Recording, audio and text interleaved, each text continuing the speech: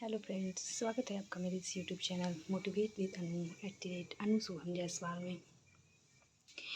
अभी मैं किचन में हूँ और खाना बना रही हूँ। मैं अपना ज़्यादातर वीडियो किचन में ही शूट करती हूँ क्योंकि इस टाइम में मैं फ्री होती हूँ किचन में और मुझे अच्छा लगता है कि मैं ये भी टाइम यूटिलाइज कर रही हूँ।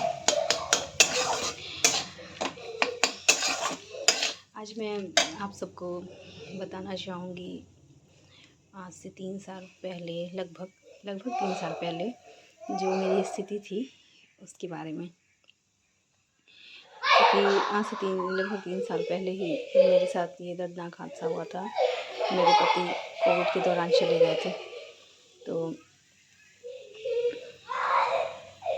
वो जो समय था मेरे लिए बहुत ही मुश्किल था, लेकिन वो हर किसी के लिए मुश्किल ही होता है।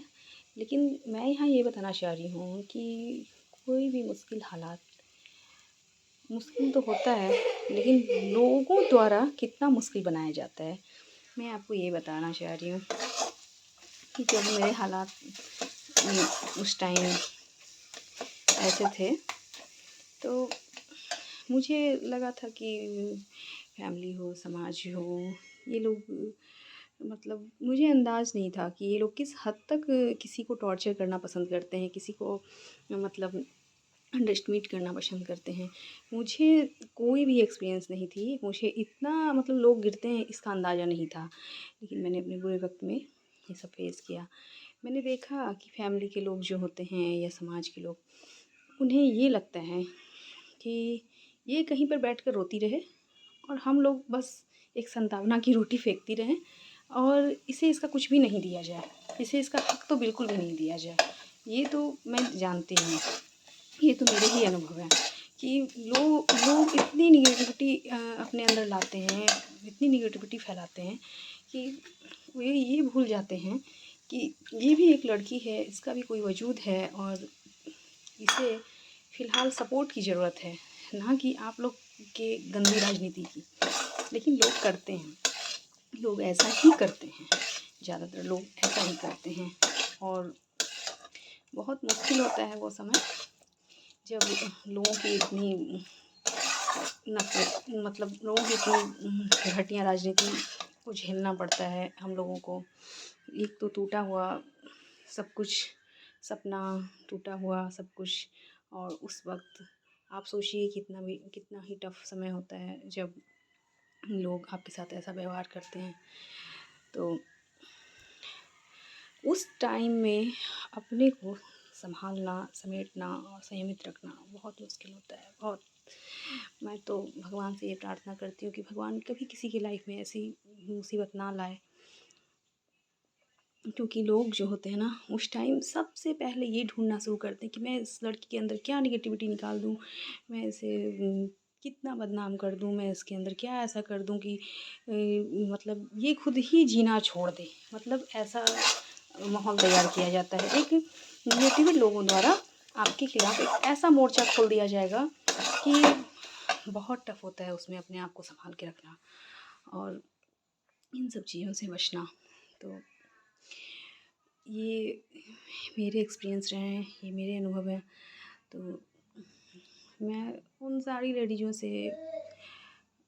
से कहना चाहूँगी कि इतने बुरे हालात जो आते हैं उस टाइम अगर आपने अपने आप को मजबूत बना लिया या अपने आप को हर किसी के तानों से या जो निगेटिविटी फैलाई जा रही है उससे अपने आप को बचा लिया, तो मेरा यकीन मानिए आगे की जो लाइफ होगी वो उसमें आप स्ट्रगल करने के लायक बन जाएंगे और आप अपने आप को स्ट्रगल करने में कभी भी मतलब बेसहारा नहीं महसूस करेंगे। आपको अपने अंदर ही इतनी एनर्जी आ जाएगी कि आपको लगेगा कि मुझे किसी की ज़रूरत नहीं है, मैं खुद ही सब कुछ हैंडल कर सकती हूँ। ये मेरे एक्सपीरियंस रहे हैं। तो मैं बस ये यहाँ पर बताना चाह रही थी कि आपकी लाइफ में अगर आपके आसपास में किसी के भी साथ ऐसी परिस्थिति आती है तो प्लीज़ उनका सपोर्ट करें, उन्हें हेल्प करें। उस समय उन्हें हेल्प की ज़रूरत होती है, सपोर्ट की ज़रूरत होती है। ऐसा नहीं कि आप सिर्फ पैसे से सपोर्ट करें। कम से कम निगेटिविटी ना फैलाएं, कम से कम किसी को ये समझने की कोशिश करें कि वो उसने किस कंडीशन में इस समय को जिया है। और